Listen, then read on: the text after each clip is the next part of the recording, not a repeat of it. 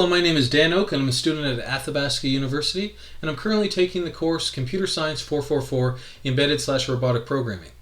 And if you've been following any of the videos I've been posting on the course forum, you'll know that I've been going through the SparkFun Inventor's Kit Guide, and I've been showing you how I've completed some of the projects and the associated coding challenges. In the last video I did, I showed you how I completed Circuit 3C, the last circuit associated with Project 3. I showed you the coding challenge where I basically created a motion sensor intruder alarm system that shot a Nerf gun arrow at someone if they approached. So the original coding challenge waved a paper cutout back and forth using a servo motor, and the coding challenge just said use your imagination, do something else, essentially. And so I created a Nerf gun motor that shot an arrow when you got close. In that video I also explained how MOSFETs and BJTs work, which are like electronic switches in order to control the things. And this is just going to be a quick continuation video of a continuation video, so it's continued. But I just want to show you one quick thing. So before I had, if you watch the previous videos, you'll see that I had a circuit done up where I had this circuit done up, essentially, which had the little paper cutout that would wag back and forth if you came close to the ultrasonic sensor. I've taken this off because I'm just using a different board to show you this. I've got this board online. It's an Arduino Uno R4, so it's got wireless capability built in, and you can use Arduino's cloud service, their online service, to communicate with it. So I'm just going to show you how I've done that to basically essentially cause the motor to turn on and off, as well as a blue LED.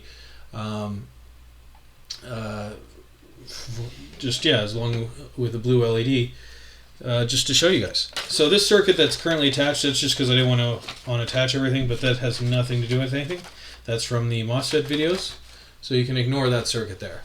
It's really just this little guy here that has a transistor, a 122 transistor that I've talked about, a resistor, an LED, and some wiring. I'm not going to go over too much of the kit. I just want to show the capability of the cloud. So this is the Arduino cloud, just an online setup, and you can you can use it to write code, and it kind of does a lot of it for you. So in this case, I've written just a simple program with constant for an out pin, an LED pin, and a count, which I'm no longer using. But basically my out pin is associated with a blue LED that I'm just turning on and off. And the out pin is associated with a transistor to turn the transistor on and off, which will turn the Nerf motor on and off. I just call pin mode twice to set both the out pin and the LED as an output. I initially set the transistor off, making sure the motor's not on when I start. I turn the LED on just for 3 seconds when the program starts, just to let me know that it's working. Do a little printout just saying Arduino Cloud Nerf gun example. And then a lot of this other code is written for you by the cloud. So I'm going to go over the cloud in a different video, so I'm not going to go over too much here. But needless to say, all the video gets made up, all of the code gets made up automatically. You just have to add a few things. Like it gives you this code, it creates a function on fire button change because based on a variable I created, and then I'm just basically, when the fire button's pressed on the breadboard, I'm going to write to the LED pin and the output pin for the transistor both high, so the LED pin will turn the LED on and the output pin will turn the transistor on, thus causing the motor to turn on for 2 seconds, high for 2 seconds. 2 seconds based on this delay, and then I turn both the LED and the motor off. And on blue LED change, I essentially turn the LED on and off. So I don't want to go too much into this cloud because I'm going into another video, but basically the way it works, I'm going to leave the code for a second, and I'm going to go to dashboards. And this is a dashboard you can create both on the computer and on your phone. So when this loads up,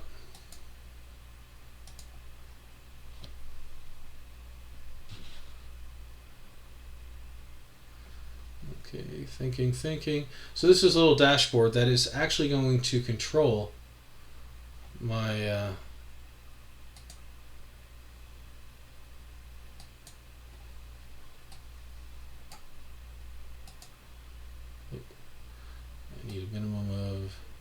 Bluetooth there. Okay. So this is the dashboard that's online. It's hooked up to the computer, and it's wirelessly connected to this Arduino setup. And maybe to prove that, I'll run it the first time and then I'll unplug it. So right now you can see that it is plugged into a USB, which is plugged into the computer. But I'll disconnect that shortly just to show that it is just wirelessly communicating. So, but the important thing here that I can do is I can control the circuit by this dashboard. So if I press LED on, it turns this blue LED on. If I press it off, and basically it just gives you a nice desktop interface, very easily done. So there does seem to be a delay in my camera, but you can see the LED is off. When I turn it on, it turns on right away here, but there seems to be a delay in the camera, not much I can do about that. And then furthermore, when I press the fire button, it is going to cause the LED motor to spin up, and you do whatever you want with that, shoot a dart or something. So it'll spin up for a second, and the LED will turn on as well.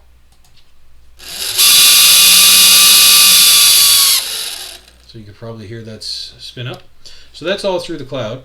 I'm going to unplug it and then hook it in through a portable battery charger, which I should have had prepared.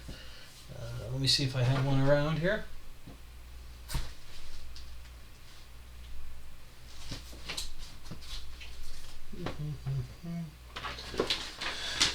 Okay, well, you know what? Probably just have to take my word for it that it's wirelessly communicating, but I'll show you in a different way.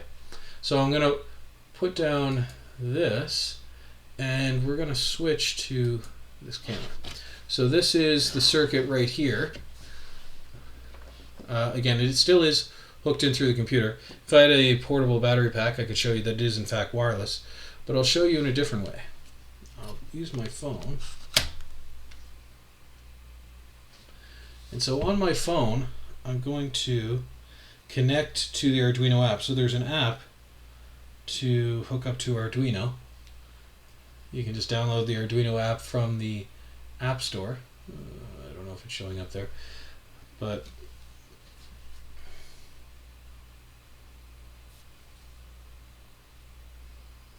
so I've hooked up through my phone through the Arduino app, which has the same dashboard as the computer. If you'll notice, I'll pull up the computer one more time. So that's the desktop app.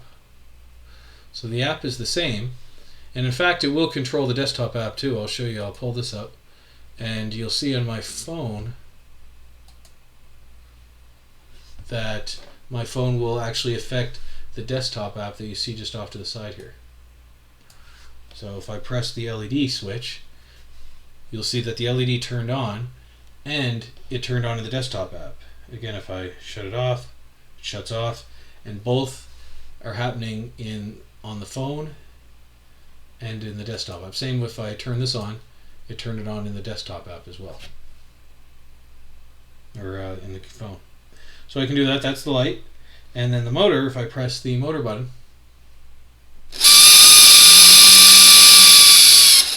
it affects that. So I could use this to fire.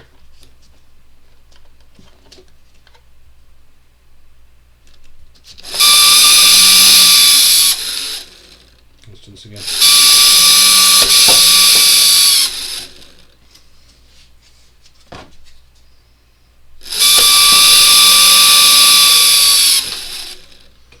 But anyway, that's all I just want to show you, the wireless capability. So you can get this with the Uno R4 Wi-Fi. You can do the same thing by getting wireless modules and different things and doing it with any of the Arduinos. I've kind of used these modules a lot in the past, in previous videos. The NRF24L01s, which add like a wireless capability through the Arduinos. But lots of different ways to do things. But I think this is pretty cool, the Arduino Cloud. Again, you can get a free version, that's all I'm using. Where you can only do it a couple times. Obviously a paid version might be worth getting, but I'm just starting it with Arduino, so I'm not going to do it yet. But yeah, it's kind of cool that you can just control things from your phone, so this could come in handy with with our autonomous car that we're going to be making eventually and different things.